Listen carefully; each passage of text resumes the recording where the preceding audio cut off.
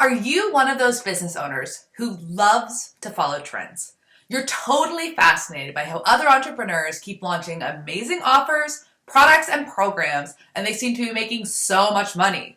Maybe they are killing it with Facebook groups. Maybe they just launched a high-end course and exploded onto the scene. Maybe they're a live streaming machine and have built up an audience of raving fans. You watch in awe, you're amazed, and then you decide that you're going to try it too. But by the time you try the tactic yourself, you never seem to quite replicate their results. This is a complex problem, but the real problem, it isn't the tactic itself. It's your timing. And why is your timing off? Because you're caught in the information silo. Hi, I'm Katelyn, the founder of Squads. Squads is an online mastermind community for women entrepreneurs. And this is Squad Life, our weekly mini-series where I dive into the ups, the downs, and the of entrepreneurship. So let's talk about the information silo. The information silo is when you're getting all of your learning, all of your strategic direction, all of your ideas from one type of source. Tara Gentile recently talked about this, and she inspired me to dive into the topic because I think it's an important one.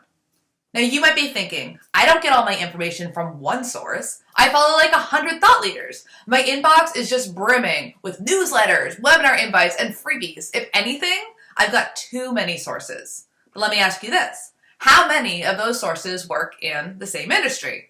I bet most of them are experts or coaches building web-based businesses. And I bet you lots of them are creating products, services, and offerings that look somewhat similar to one another. And that's okay, because those business models and strategies have proven super valuable for them. But here's the problem. These thought leaders that you aspire to be like, well, they're out there soaking up new information from outside sources. They're learning new strategies, deploying them, and then sharing them with you months or even years later. Think about how big blogging was in the early days. Mommy bloggers could build up these huge audiences and profitable businesses because they were early to market. Then podcasting came on the scene. And if you were one of the first in your niche to start a podcast, you could quickly find an audience because there wasn't a lot of noise yet. The same is true for Facebook groups and webinars. Being an early adopter had huge financial benefits. And the people who made these channels work, well, they were quick to teach you how to do it too. And there's nothing wrong with learning from thought leaders or using their proven techniques. But the inherent problem is that if you're only getting business information from one type of expert, you'll always be trailing behind. This phenomenon is called the information silo. If everybody you're learning from are learning from each other and teaching the same strategies, tactics, and techniques, then when somebody actually discovers something really innovative that's working awesome in their business, and then they teach it to you, you're learning about it at the same time as thousands of other people. Meaning that by the time you try these tactics yourself, you might already be late to the game. So what's the answer? The answer is looking outside of your industry for new ideas and insights that can give you a first mover advantage. Now, I've been lucky with this. My first business was a marketing firm. In 5 years, I built my company from a little freelance business to a marketing agency working with clients like Target and Holiday Inn. Our specialty was guerrilla or ambient marketing, which was still an evolving discipline at the time. But when I started my tech company, my eyes got blown wide open. I was introduced to a new business building philosophies that nobody in my previous world had been talking about. I also discovered infopreneurs like Marie Forleo and Derek Halpern back when they were still relatively new. So I've been watching the online world evolve for the last 7 years.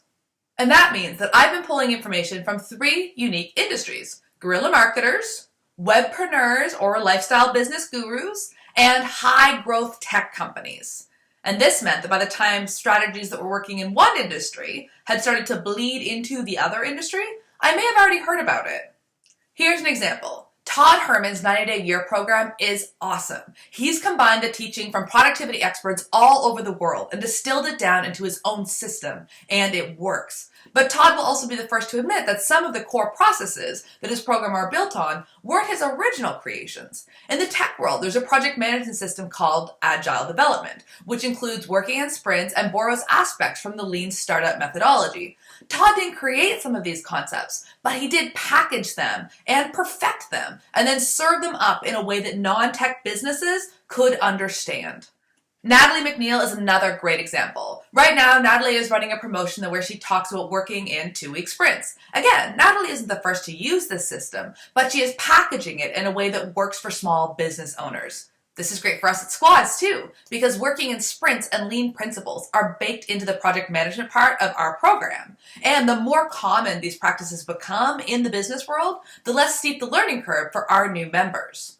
And it goes the other way too. I see well-funded tech companies that have raised $1 or $2 million in seed funding struggling to grow. And now they're borrowing tactics from the webpreneur world. They're creating complex content funnels and hosting webinars, things that webpreneurs have been doing for years. Okay, so what does all of this mean for you? It means that you need to get out of the information silo. Look for other industries beyond your own to learn new tactics and techniques. And Team Squads is here to help. We are launching a new talk show called Squad Talk. This will be a weekly live show where I interview amazing women from various industries. We'll dive deep into complex themes that affect women entrepreneurs. Themes like overwhelm, motherhood, freedom, and generosity. If you want to learn more about the first episode, visit www.squads.vip/squadtalk. And before you go, I want to give you a head start on breaking free of the information silo. So I provided links to 5 of my favorite resources with this post. These 5 books were game-changing for me, and I think you are going to love them. So there are 2 books that will fundamentally change how you think about strategy and product development in your business. I couldn't choose just one, so I'm going to recommend both of these. These books are The Lean Startup by Eric Ries and Rework by 37 Signals. My next favorite resource is the book Think Like a CEO by my mentor, Vicki Saunders. This is an ultimate mindset book for women entrepreneurs. Vicki is so brilliant, and she's actually going to be a guest on Squad Talk this month. Now, some of you may have heard of this next book because it's a classic for anybody building a brand. But if you haven't read it, read it. And that's Purple Cow by Seth Godin. When I was getting into marketing, guerrilla marketing, and ambient marketing, this book was like a Bible. And the last book on my list is Simple Rules by Donald Sull and Kathleen M. Eisenhardt.